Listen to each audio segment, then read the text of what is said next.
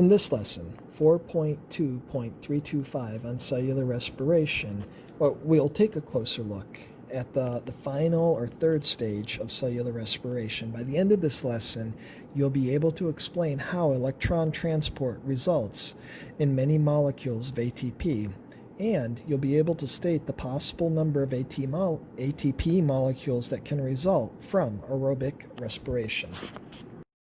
Electron transport is the final stage of aerobic respiration.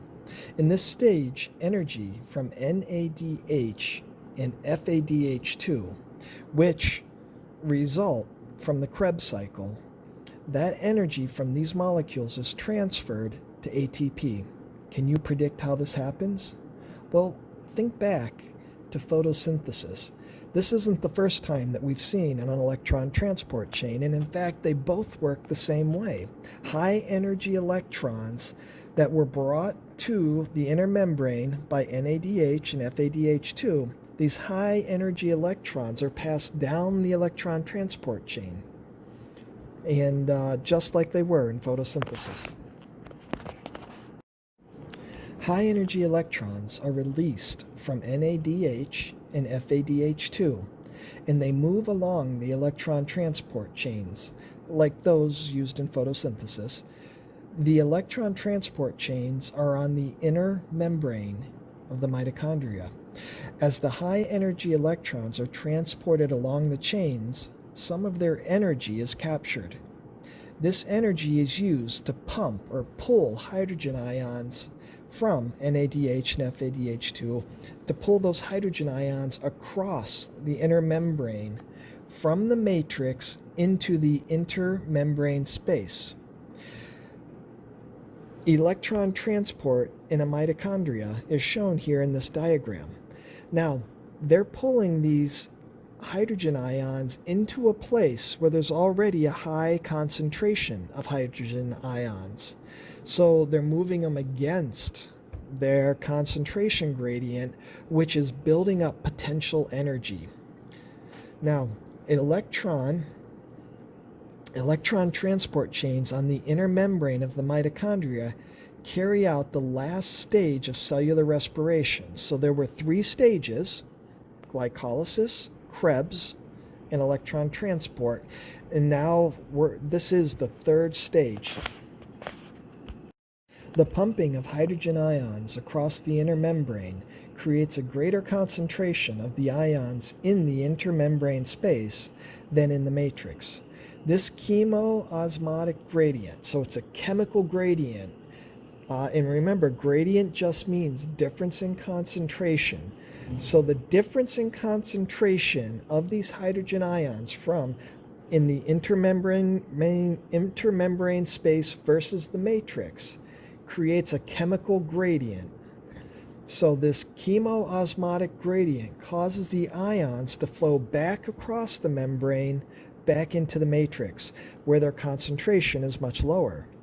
Well, the direction or the path that they take is through ATP synthase.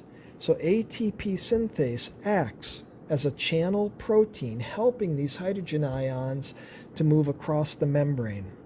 It also acts as an enzyme, because as these hydrogen ions push through ATP synthase, it causes ATP synthase to spin. And with every turn of ATP synthase, one molecule of ADP, remember two phosphates, ADP, one molecule of ADP is converted to ATP, or 3-phosphates. So with every spin of ATP synthase, it slams a phosphate group onto ADP to form ATP. After passing through the electron transport chain, these spent electrons combine with oxygen to form water. This is why oxygen is needed for cellular respiration to occur.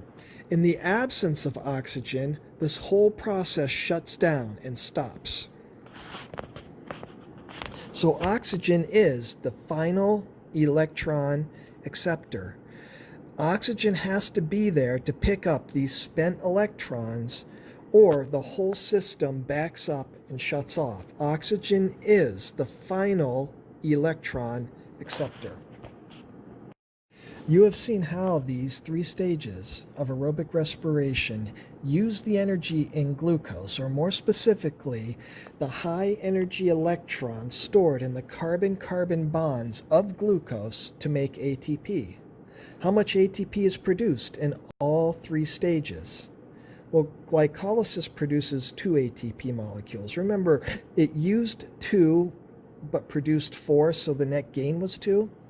The Krebs cycle produces 2 more. So now we have a gain of 4 ATP molecules.